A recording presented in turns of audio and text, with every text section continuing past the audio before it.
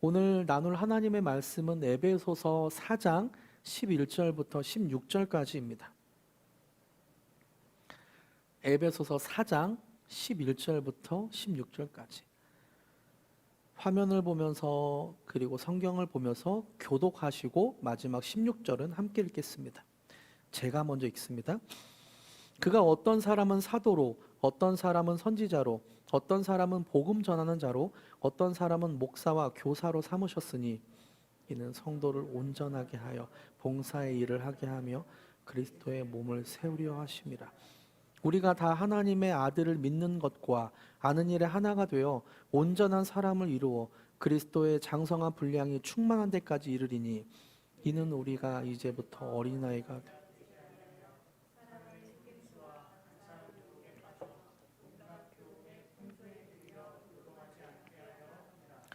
오직 사랑 안에서 참된 것을 하여 범사에 그에게까지 자랄지라. 그는 머리니 곧 그리스도라. 그에게서 온 몸이 각 마디를 통하여 도움을 받음으로 연결되고 결합되어 각 지체의 분량대로 역사하여 그 몸을 자라게 하며 사랑 안에서 스스로 세우느니라. 아멘.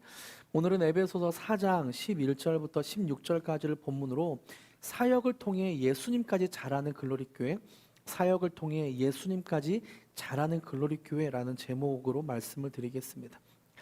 우리가 함께 읽은 오늘 본문에서는 두 가지의 중요한 사역 원리를 소개하고 있습니다. 두 가지의 사역 원리를 소개하고 있죠. 사역할 때 중요하게 생각해야 하는 첫 번째 사역 원리는 사역을 하는 이유이고, 그리고 사역할 때 중요하게 생각해야 하는 두 번째 사역 원리는 사역을 하는 목적입니다. 사역하는 이유와 사역하는 목적.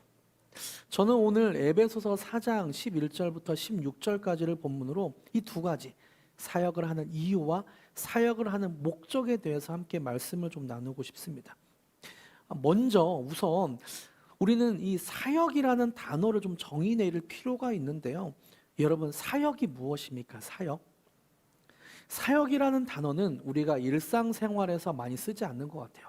학교에서 당신 사역 좀 해 이런 얘기를 하진 않죠. 또 뭐 직장에서 당신 사역해 이런 얘기를 하진 않죠. 사역이란 단어는 일상생활에서 많이 쓰지 않지만 교회에서는 많이 쓰는 것 같아요. 통용되는 단어죠. 사역이란 한문인데요. 보니까 일사에 시킬력, 사람에게 일을 시키는 것, 이것이 사역이라는 의미더라고요. 그래서 사역은 보통 교사, 교회에서 하는 찬양팀, 성가대, 또 여러 가지 주방에서 하는 일들, 교회에서 필요한 역할을 할 때 그것을 사역이라고 표현합니다. 나중에는 이 사역이 교회에만 국한된 일이 아니라는 것을 말씀드리고 하나님의 소명과 연관된 모든 것이라고 말씀드리겠지만 오늘은 사역을 교회 활동에서만 국한해서 사용하고 싶습니다. 사역이란 무엇인가? 그래서 교회 활동에 필요한 역할, 교회 활동에 필요한 일, 그래서 일을 함께 하는 것, 일을 시키는 것, 이것을 사역이라고 표현하고 싶어요. 우리 교회에서 사역을 왜 해야 될까? 우리는 교회에서 교회에서 필요한 일을 왜 시키고 또 우리가 왜 해야 될까? 그 누가 시킬까? 오늘 본문 11절과 12절에서 말씀하고 있습니다. 11절과 12절 함께 읽어볼까요? 시작. 그가 어떤 사람은 사도로, 어떤 사람은 선지자로, 어떤 사람은 복음 전하는 자로, 어떤 사람은 목사와 교사로 삼으셨으니 이는 성도를 온전하게 하여 봉사의 일을 하게 하며 그리스도의 몸을 세우려 하심이라. 오늘 본문인 11절에서 우리가 사역하는 이유를 분명하게 전하고 있어요. 그가 어떤 사람은 사도로, 어떤 사람은 선지자로, 어떤 사람은 복음 전하는 자로, 목사와 교사로 삼으셨으니. 그가 삼으셨으니. 여기서 말하는 그는 누구입니까? 우리가 잘 알고 있는 대로 그는 바로 예수님이죠. 예수님이 삼으셨으니. 이것이 사역을 하는 아주 중요한 이유입니다. 사역은 그가 시켜서 하는 거예요. 사역은 예수님이 시켜서 하는 것입니다. 예수님이 우리에게 생명을 주시고 어떤 사람은 사도로, 어떤 사람은 선지자로, 어떤 사람은 복음 전하는 자로, 어떤 사람은 목사와 교사로 삼으셨대요. 이것을 현대어로 조금 바꿔서 현대의 교회로 좀 바꿔서 설명해 드릴까요? 그가 어떤 사람, 예수님이 어떤 사람은 찬양팀으로, 어떤 사람은 말씀을 전하는 사람으로, 어떤 사람은 방송실에서, 어떤 사람은 음향을 조정하는 사람으로 삼으셨으니 그가 삼으셨대요. 사역하는 이유는 예수님이 시켜서 하는 것입니다. 그런데요, 때로 예수님이 시켜서 하기보다 다른 이유로 사역하는 사람들을 종종 보기도 하는 것 같아요. 어떤 사람은 나는 사역을 말로는 그렇게 표현하지 않지만 행동으로 나는 사역을 사람들의 인정을 얻기 위해 하고 있어 하는 사람도 있습니다. 또 어떤 사람은 나는 사역을 돈을 벌기 위해 해라고 하는 사람도 있고, 또 어떤 사람은 예수님이 시켜서 사역하기보다 집사님이 되고 권사님이 되고 장로님이 되기 위해 어떤 직분을 얻기 위해 사역을 하시는 분도 있죠. 만약 내가 말로는 그렇게 표현하지 않더라도 행동으로 나는 사역을 사람들의 인정을 얻기 위해 하고 있어 라고 하는 사람이 있다면 이 사람에게 간혹 칭찬이 아니라 고쳐야 할 부분이나 조금은 안 좋은 습관들을 이야기를 한다면 그 사람들은 굉장히 마음에 서운함을 느낄 것이고 아마 다음날 찾아오겠죠. 목사님, 저 사역 안 할게요. 왜냐하면 그 사람의 동기는 예수님이 시켜서 하는 것이 아니라 사람들의 인정이기 때문에 사람들에게 인정받지 못하면 사역을 할 이유가 없어지는 거예요. 그만둔다고 하는 거죠. 서운함 때문에. 어떤 사람은 또 돈을 벌기 위해 사역할 수도 있습니다. 이렇게 돈을 기대하면서 사역하게 되면 다른 곳에서 돈을 더 많이 준다고 하면 조금 마음이 힘들어질 수도 있고 또 때로 사역을 포기할 수도 있습니다. 또 어떤 사람은 직분을 얻기 위해 사역하는 경우도 있습니다.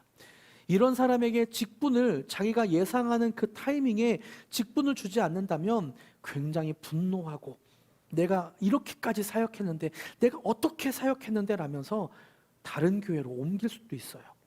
저는 이런 사람들을 조금씩 교회 안에서 본 것 같아요. 그래서 사역을 시작할 때 사역을 시키는 분이 누구인가 아는 것은 굉장히 중요합니다. 다만 아직 사역할 마음의 준비가 되지 않는 분이 있다면 교회 리더가 권면하고 그렇게 사역을 시작할 수 있도록 도울 수는 있습니다. 그렇게 권면하고 시작할 수 있도록 돕는 것은 그 사람에게 굉장히 큰 동기부여가 되기도 해요. 여기서 중요한 것이 있어요. 교회 주축 몇 사람의 이익을 위해서 사역을 맡기는 것이 아니라 기도하고 예수님의 마음으로 그 사람에게 맞는 사역, 그 사람이 사도인지 선지자인지 그 사람이 찬양팀인지 교사인지를 정말 기도하면서 맡겨주는 것이 중요하죠. 예수님이 시키시는 거니까. 누구 교회의 주축인 몇 사람이 내 사역을 너가 해야 돼 이게 아니라 그 사람에게 맡겨준 사역, 하나님이 맡겨주신 사역을 잘 분별하고 기도하며 그렇게 권면하는 것이 굉장히 중요하죠. 사역은 예수님이 시켜서 하는 것인데 예수님이 성도들에게 사역을 맡기시는 이유를 12절에서 말씀하고 있어요. 예수님이 왜 성도들에게 사역을 맡기실까? 12절 다시 한번 읽어볼까요? 시작. 이는 성도를 온전하게 하여 봉사의 일을 하게 하며 그리스도의 몸을 세우려 하심이라. 사역은 예수님이 시켜서 하는 것인데 왜 우리가 해야 되는가? 12절에 그 이유를 이렇게 설명하고 있어요. 성도를 온전하게 하여 또 다른 성도들이 교회 사역, 봉사의 일을 하기 위해서입니다. 그래서 그 결과로 그리스도의 몸을 세우려 하기 위해서 예수님은 사역을 우리에게 시키셔요. 그래서 우리가 사역하는 이유 첫 번째가 예수님이 하라고 부르셨기 때문이고, 우리가 사역하는 이유 두 번째는 다른 성도를 온전하게 하여 함께 그리스도의 몸인 교회를 세우기 위함입니다. 이것을 통해 우리가 알 수 있는 사실이 있습니다. 결국 예수님은 우리 모두를 다양한 사역을 하도록 부르셨다는 사실입니다. 이것은 교회 사역에 몇 명만 참여한다는 것이 아니라 모두가 동참해야 한다는 말씀이죠. 이런 점에서 교회 사역은 축구 경기와 좀 비슷한 것 같아요. 축구는 경기장에서 11명의 선수가 한 몸처럼 서로 패스하고 상대방의 골에 공을 집어넣어야 이기는 스포츠잖아요. 만일 축구 경기장 안에서 한 명 내지 두 명만 뛰고 있다면, 11명의 선수가 있는데 한 명 내지 두 명만 뛰고 있고 다른 사람들은 누워 있다면 어떨까요? 반대로 골키퍼가 축구하기 싫다고 경기장 밖에 나가 누워 있다면 어떻게 될까요? 다른 선수들이 누워 있는 사람의 목까지 감당하고 더 열심히 뛰어야 합니다. 예수님은 우리를 축구 경기장 밖에 구경꾼으로 부르신 것이 아니라 그 안에서 함께 뛰도록 부르셨습니다. 각각의 모양대로, 각각의 만드신 창조물대로 예수님은 우리에게 그 사역을 하도록 부르셨어요. 축구와는 또 다른 상황을 좀 설명드려 볼까요? 여러분, 오케스트라를 한번 상상해 보십시오.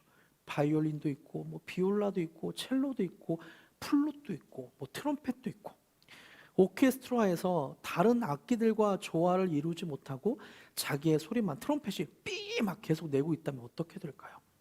크게 다른 곡을 연주하고 있는 거예요. 그럼 어떨까요? 혼란스럽고 주변과 조화가 되지 않을 거예요. 앙상블이 안 되겠죠. 오케스트라에서 아름다운 소리가 나오기 위해서는 다양하게 쓰이는 악기처럼 다양한 소리를 가지고 지휘자의 손동작에 맞춰서 조화롭게 소리를 내야 됩니다. 때로 자신이 갖고 있는 고요한 소리를 내기도 하고, 징벌인가요? 내기도 하고, 팀판이 푹 내기도 하고, 또 때로는 다른 악기가 막 조화롭게 소리를 낼 때 자기는 멈추고 있는 거죠. 쉼표를 연주하고 있는 거예요. 쉼표도 또 다른 연주입니다. 그렇게 조화롭게 될 때 우리는 아름다운 오케스트라의 연주를 들을 수 있게 돼요. 예수님은 우리 각자에게 맞는 은사와 재능, 장점을 주셨습니다. 예수님의 손에 맞춰서, 예수님의 지휘에 맞춰서 소리를 내기도 하고, 자기의 고유한 장점으로 소리를 내기도 하고, 또 쉼표로 가만히 있을 수도 있어야 됩니다. 이런 것과 같이 예수님은 우리를 다양한 모습으로 창조하셨고 다양한 사역으로 맡겨주셨습니다. 중요한 것은 그 부르심에 맞는 사역을 하는 거예요. 그 부르심에 맞는 사역. 이런 모습을 메시지 성경에서는 이렇게 표현하고 있어요. 이해를 돕기 위해서 다 같이 한번 읽어볼까요? 메시지 성경 시작. 그것은 그리스도를 따르는 사람들을 숙련된 봉사의 일을 하도록 훈련시켜 그리스도의 몸인 교회 안에서 일하게 하시려는 것입니다. 그리하여 우리 모두가 춤추듯 서로 손발이 척척 맞아 하나님의 아들께 능숙하고 우아하게 응답하고 충분히 성숙한 어른이 되고 안팎으로 충분히 개발되어 그리스도처럼 충분히 살게 하시려는 것입니다. 그 중간 부분 중요한 문장이죠. 그리하여 우리 모두가 춤추듯 서로 손발이 척척 맞아 하나님의 아들께 능숙하고 우아하게 응답하고, 우리가 춤추듯 서로 손발이 척척 맞아 그렇게 하나님의 아들께, 예수 그리스도께 능숙하고 우아하게 응답하는 것, 그것이 예수님이 우리를 사역하게 하는 이유입니다. 그래서 저는 기대가 돼요. 우리 글로리교회를 통해 저와 성도님들의 은사와 재능, 장점들이 서로 공유되어서 손발이 척척 맞아서 함께 그렇게 사역하고 함께 하나님의 아들 그리스도께 능숙하고 우아하게 응답할 그 날을 꿈꾸고 기대가 됩니다. 여러분도 그러시죠? 기대가 되시죠? 아멘. 이렇게 서로의 모습이 다양하지만 각자에게 맡겨진 사역을 하는 목적, 사역의 원리 두 번째죠. 사역의 목적을 13절부터 16절까지에서 설명하고 있습니다. 13절부터 16절까지를 보면서 사역의 원리 두 번째, 사역하는 목적을 살펴보겠습니다. 먼저 13절부터 15절까지를 같이 읽어볼까요? 13절부터 15절까지 시작. 우리가 다 하나님의 아들을 믿는 것과 아는 일에 하나가 되어 온전한 사람을 이루어 그리스도의 장성한 분량이 충만한 데까지 이르리니 이는 우리가 이제부터 어린아이가 되지 아니하여 사람의 속임수와 간사한 유혹에 빠져 온갖 교훈의 풍조에 밀려 요동하지 않게 하려 함이라. 오직 사랑 안에서 참된 것을 하여 범사에 그에게까지 자랄지라. 그는 머리니 곧 그리스도라. 저는 밑줄을 좀 쳤는데요, 본문에서 중요한 표현 세 가지를 좀 다시 한번 보고 싶어요. 13절에 보니까 온전한 사람을 이루어, 그리고 그리스도의 장성한 분량이 충만한 데까지 이르리니, 또 15절에 보니까 그에게까지, 범사에 그에게까지 자랄지라. 사역을 하는 목적을 이 세 가지로 에베소서는 말하고 있어요. 온전한 사람을 이루게 되는 것, 그리스도의 장성한 분량이 충만한 데까지 이르게 되는 것, 그에게까지 자라게 되는 것. 이것을 한 단어로 요약하면 예수님을 닮아가는 것, 예수님까지 자라가는 것이라고 표현할 수 있습니다. 종합해 볼까요? 이 말을 종합해 볼까요? 사역하는 목적을 성경에서는 무엇이라고 표현하고 있는가? 교회 사역을 하는 사람들이 추구해야 하는 목적을 성경은, 에베소서는 예수님을 닮아가는 것, 예수님까지 자라가는 것이라고 말씀합니다. 사역하는 목적이 어떤 교회 성장이나 어떤 프로젝트의 완성이나 성공에 두고 있지 않습니다. 그래서 사역하는 사람들이 사역의 목적을 교회 성장이나 어떤 프로젝트의 완성, 성공이 아니라 예수님을 닮아가는 것, 예수님까지 자라가는 것에 두어야 됩니다. 그래서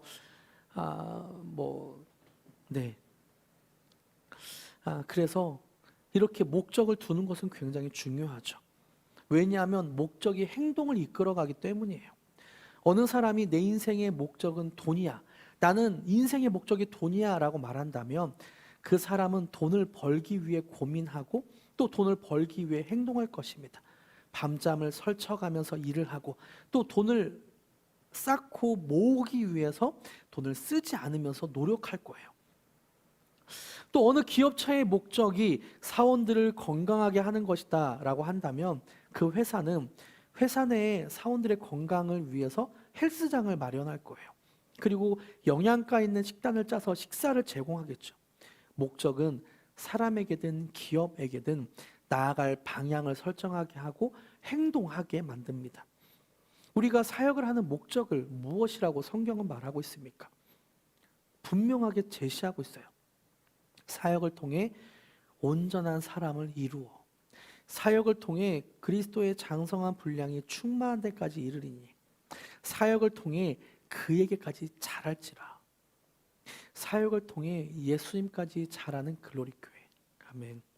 사실 우리 교회는 사역을 이것저것 많이 하기도 해요. 올해 잡혀 있는 게 아울리치, 여름에 아울리치도 잡혀 있고, 또 여름이나 가을에 우리가 1박 2일로 좀 수양회 같은 것도 하면 좋겠다라는 생각을 갖고 있기도 하고요. 또 당장 2월 달에는 GT 캠프도 있습니다. 이런 다양한 사역, 감사저금통을 통해서 주변 이웃을 돕는 사역도 하기도 하고, 여러 가지 다양한 사역, 교회 안에도 필요한 사역들이 많이 있죠. 이런 사역을 하는 이유는 무엇인가? 우리 교회가 잘 되기 위함이 아닙니다. 우리 교회가 성장하기 위함이 아니에요. 또 이렇게 사역을 맡겨드리고 함께 하는 이유는 어떤 프로젝트를 완성하기 위함도 아닙니다. 딱 한 가지, 우리가 서로 예수님까지 자라기 위해서, 저도 예수님까지 자라기 위해서, 여러분도 예수님까지 자라기 위해서. 그래서 때로 그 아내하고 솔직하게 이런 얘기를 조금 많이 하게 돼요. 아내는 약간 완벽주의적인 성향이 좀 있기도 하고요. 또 좀 되게 계획적인 그런 사람이에요. 그래서 사역을 막 준비하다가 왜 이렇게 계획 안 했냐고 막 얘기하기도 하고, 또 이게 잘 안 됐다고 조금 속상해하면서 얘기하기도 하고, 좀 잘 안 된 사역들이 있으면 얘기하기도 해요. 그래서 한참 그런 얘기를 했어요. 우리가 사역을 하는 이유가 무엇이냐, 그 사역을 하는 목적이 무엇이냐, 그 안에 예수님을 담아내는 건데, 예수님이 어떤 분인지를 증거하는 것이고, 또 예수님이 우리에게 말씀하시는 것, 그 사역을 통해서 우리에게 어떻게 자라가게 하시는지를 듣고, 불편한 마음이 있다면 그 불편한 마음을 가지고, 예수님, 내가 사역을 할 때 이런 불편한 마음이 있어요. 왜 그렇죠? 내 안에 혹시 사역을 하는 기반이 예수님이 아니라 다른 것에 두고 있는 것은 아닙니까? 그래서 내가 불편한 마음이 있는 것은 아닙니까? 그렇다면 예수님을 더 경험하면서 복음 안에서 자라가는 것, 저는 그것이 우리가 사역하는 목적이라고 계속 이야기를 했었습니다. 저희 아내가 이제 조금 그게 이해가 된대요. 개척교회다 보니까 조금 더 사람들에게 잘 보이고 싶어서 조금 더 다양한 사역을 하고 싶어. 저도 그런 욕심이 있었죠. 사람들한테 인정받고 싶고, 와, 사역 잘한다. 와, 오 목사 역시 개척하더니 뛰어나게 잘한다. 이런 인정을 받고 싶은 욕구가 있죠. 왜 없겠어요? 그런데 계속해서 돌아보는 거예요. 사역을 너는 왜 하려고 하니? 너는 이 행사를 왜 하려고 하니? 이걸 통해 너가 예수님까지 잘하는 것은 무엇이니? 또 이걸 통해 우리 성도들이 예수님까지 잘하는 것은 무엇이니? 어떤 사역을 잘하고 잘못하고 그거는 별로 중요한 것 같진 않아요. 때로 실패하더라도 그걸 통해 우리는 계속 기도하고 발견할 수 있어야 되죠. 이걸 통해 예수님이 나에게 말씀하시는 것은 무엇인가? 이것을 통해 우리 교회가 더 자라갈 것은 무엇인가?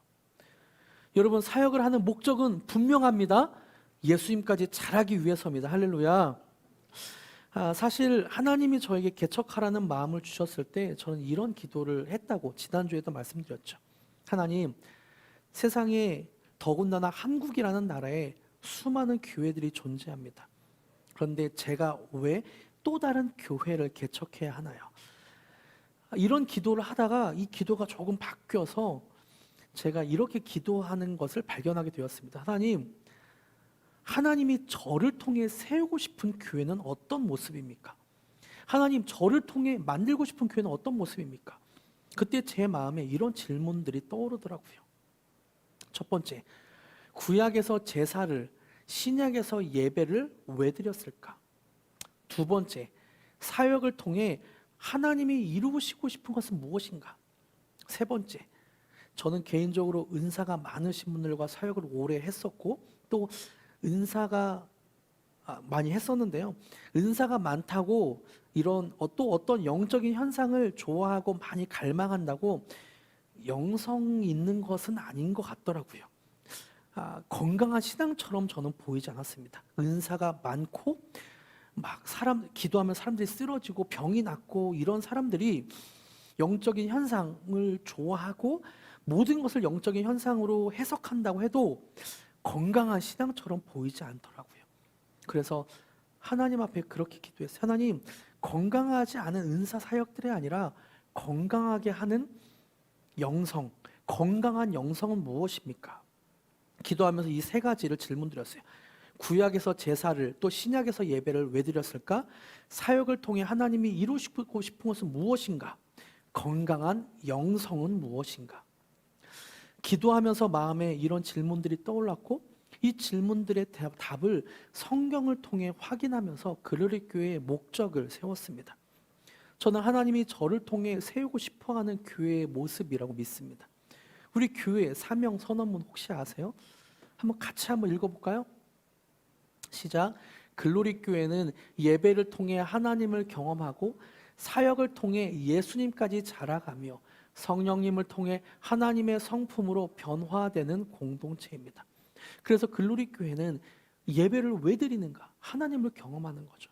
구약의 성막도 지성소에서 하나님의 영광을 경험하는 게 목적이었고, 예수님도 성전을 정화하고 나서 성전의 그 정체성을 분명하게 말하고 있어요. 성전은, 내 집은 만민이 기도하는 집이다. 그래서 하나님을 경험하는 곳, 하나님을 경험하고, 또 사역을 우리가 왜 하는가? 예수님까지 자라가기 위해 하고, 또 건강한 영성은 무엇인가? 성령님을 통해 우리가 변화되는 것은 무엇인가? 하나님의 성품으로 변화되는 거죠. 그 열매들, 성령의 열매들이 맺혀지면서 다른 사람들은 우리를 보면서 와, 저 사람은 진짜 크리스찬이다라고 말하게 될 줄 저는 믿습니다. 우리 교회의 사명선언 두 번째가 사역을 통해 예수님까지 자라가며이죠. 그래서 우리 글로리 교회 성도들이 교회에서 사역하는 목적은 단 한 가지입니다.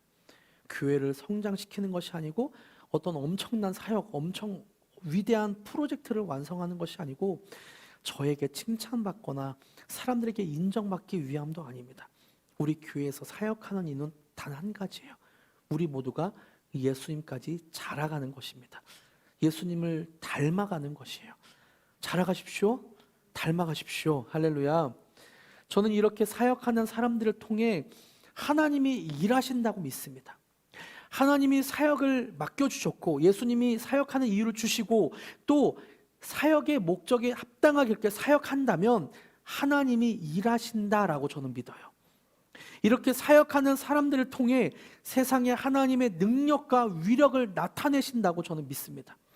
이렇게 사역하는 이유와 목적을 알고 하는 사람들을 통해 하나님이 일하시는 것이 13절에 나와요. 13절 같이 한번 읽어볼까요? 시작. 우리가 다 하나님의 아들을 믿는 것과 아는 일에 하나가 되어 온전한 사람을 이루어 그리스도의 영이 충만한 데까지 이르리니.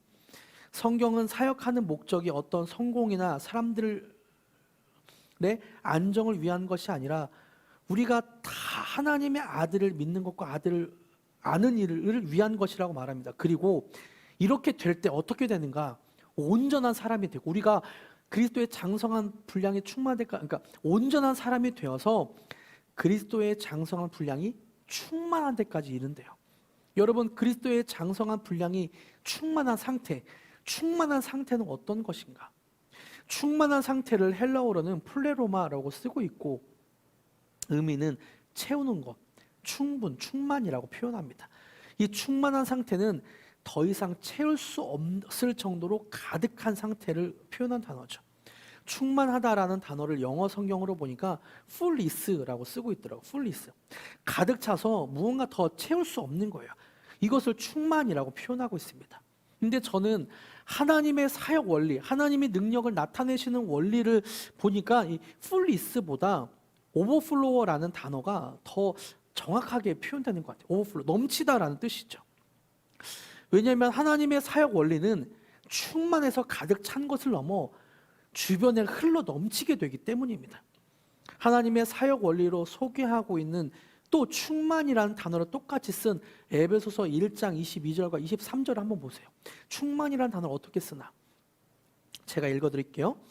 또 만물을 그의 발 아래에 복종하게 하시고 그를 만물 위에 교회의 머리로 삼으셨느니라. 교회는 그의 몸이니 만물 안에서 만물을 충만하게 하시는 이의 충만이니라. 그러니까 만물이 그의 발 아래에 있고 예수님의 발 아래에 있고 또 예수님이 만물 위에 교회의 머리로 삼았다. 그러니까 이것을 위치로 따지면 만물이 교회 아래에 있고 교회가 있고 그 머리로 예수님이 삼았다. 그래서 예수님으로 충만한 교회가 그의 몸이기 때문에 만물 안에서 23절에 만물을 충만하게 한다. 그리스도의 충만하신 임재가 만물을 통해 그렇게 흘러 넘치게 된다라는 것을 설명하고 있는 단어입니다. 이것을 이미지로 그리면 영어 단어 fullness가 아니라 overflow가 더 정확한 표현인 것 같아요. 그 overflow가 떠오르게 되죠. 교회 안에 예수님의 장성한 분량이 가득 차서 흘러 넘치는 것, 예수님의 임재가 가득 차서 흘러 넘치는 것, 이것이 충만의 충만으로 만물에게까지 영향을 주는 그런 오버플로우가 되는 그런 사역의 원리인 것 같습니다. 우리 교회가 그리스도로 장성한 분량이 되면 우리가 모두 다 예수님으로 인해서 충만하여지고 예수님까지 자라가면 오버플로우 될 거예요.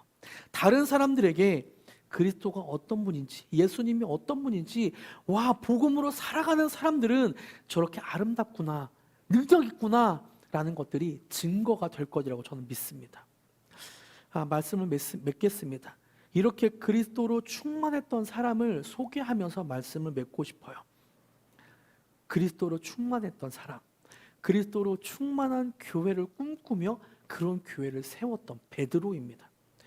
베드로는 예수님이 로마의 군인에게 잡히셨을 때 계지바위 앞에서 예수님을 3번이나 모른다고 부인하며 저주했죠. 굉장히 겁도 많고 또 어떨 때는 다혈질 같은 그런 사람이었습니다. 그런데 예수님으로 인하여 충만하게 되니까 예수님의 부활 소식을 담대하게 전하는 거예요. 사람들 앞에서도 담대하게 전했습니다. 그때 3천 명의 사람들이 예수님을 믿고 변화되게 되었어요. 이후에 베드로는 공회에 끌려가서 재판을 받게 됩니다. 베드로는 예수님처럼 공회에서 재판을 받아 십자가형에 처할 위기 앞에서 충만함을 선포해요. 예수 그리스도의 충만함을 다시 한번 선포합니다. 사도행전 4장 19절 같이 한번 읽어볼까요? 시작. 베드로와 요한이 대답하여 이르되 하나님 앞에서 너희의 말을 듣는 것이 하나님의 말씀을 듣는 것보다 옳은가 판단하라. 나는 하나님의 말씀을 듣고 예수님으로 인해 충만해서 예수님의 부활 소식을 전하지 않을 수 없다. 나는 전할 것이다 라고 베드로는 십자가형이 처해질 수도 있는 그 공의의 재판에서 담대하게 말하고 있습니다. 어떻게 계집아이 앞에서조차 두려워 떨던 베드로가 이렇게 바뀔 수 있을까? 이것은 인간의 의지로 가능한 것이 아닙니다. 오직 충만해져서 넘칠 때 가능해지는 거예요. 또 사도행전 3장에 보니까 베드로가 기도 시간에 성전에 올라가다가 태어나면서 한 번도 걸어본 적이 없는, 일어나 본 적이 없는 장애인을 만나게 됩니다. 그 장애인은 구걸을 하고 있었는데요, 그리스도로 충만한 베드로가 그 충만함으로 흘러넘치게 그 장애인에게 말합니다. 사도행전 3장 6절 같이 한번 읽어볼까요? 시작. 베드로가 이르되 은과 금은 내게 없거니와 내게 있는 이것 그리스도를 내게 주노니 나사렛 예수 그리스도의 이름으로 일어나 걸으라. 베드로는 자기 안에 있는 그 충만함이 흘러넘쳐서 나면서부터 걷지 못했던 그 사람에게 증거합니다. 뭐라고 말해요?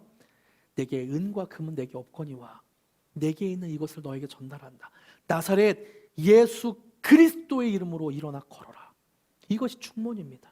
오버플로우. 우리 안에 그리스도의 장성한 분량이 충만하면 이 충만이 세상을 하나님의 임재로 충만하게 가득 채우게 될 거예요. 우리가 그리스도로 충만한 분량이 그 가득 장성한 분량이 충만하게 될 때 이것이 흘러넘쳐서 하나님의 임재로 다른 사람들에게까지 흘러넘치게 될 것입니다. 글로리 교회가 2022년 10월에 창립 예배를 드리고 7개월여 동안 우리 가족끼리만 예배를 드렸어요. 그리고 최근 몇 달 사이에 성도님들이 등록하고 함께 손발을 맞춰서 사역을 하기 시작했습니다. 저는 우리가 사역을 왜 해야 하는가를 계속 고민하며 기도할수록 우리 교회가 성장하고 어떤 프로젝트가 성공하기 위해서가 아닌 것을 알게 돼요. 누군가에게 칭찬받고 사람들에게 인정받기 위해서가 아닌 것을 계속 깨닫게 됩니다. 우리가 사역하는 이유는 하나님이 하라고 하니까, 하나님이 시키시니까 하는 거예요. 그리고 사역하는 목적은 사역을 통해 온전한 사람을 이루어 사역을 통해 그리스도의 장성한 분량이 충만한 데까지 이르리니 사역을 통해 그에게까지 자랄지라. 사역을 통해 예수님까지 자라기 위해 우리는 사역을 합니다. 이렇게 될 때 우리 안에 그리스도의 장성한 분량이 충만해져서 오버플로워 주변으로 하나님의 영광이 흘러넘치게 될 것입니다. 저는 이것을 기대합니다. 그리스도의 장성한 분량이 충만한 글로리 교회 교인들이 되시길 축복합니다. 그리고 그리스도의 장성한 분량이 주변에 있는 사람들에게 흘러넘치길 축복합니다. 이런 글로리 교회를 꿈꾸시고 함께 사역하지 않겠습니까? 이렇게 각자의 은사대로 각자의 장점대로 함께 사역하며 예수님을 닮아가며 오버플로워 하는 저와 여러분이 되길 축복합니다. 함께 하나님은 너를 만드신 분 찬양하시면서 하나님이 나에게 어떤 사역을 맡겨주시는지, 또 하나님이 나에게 사역을 맡겨주실 때 어떤 목적으로 그렇게 사역하게 하시는지 그걸 묵상하시면서 같이 한번 찬양하기로 원합니다.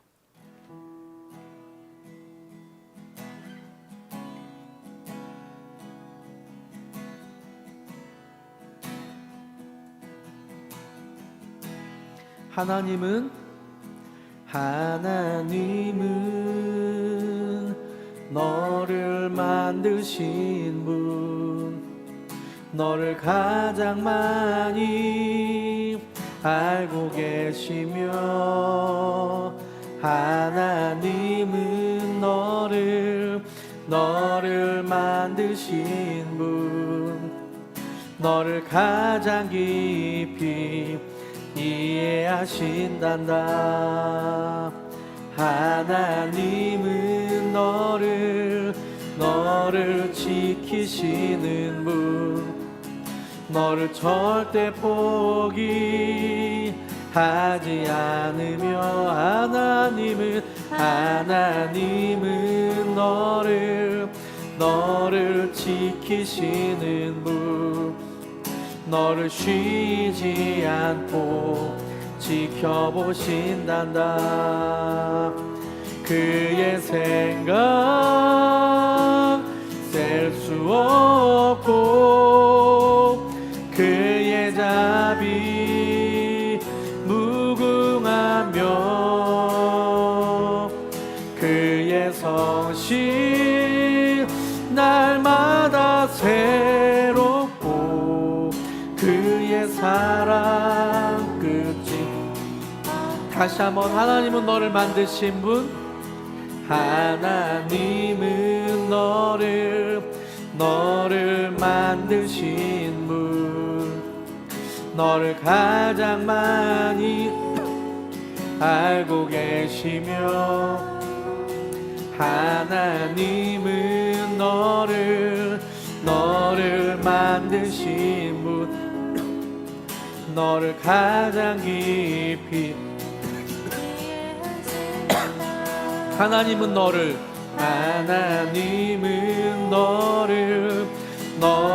지키시는 분, 너를 절대 포기하지 않으며, 하나님은 너를 지키시는 분, 너를 쉬지 않고 지켜보신 그의 생각 셀 수 없고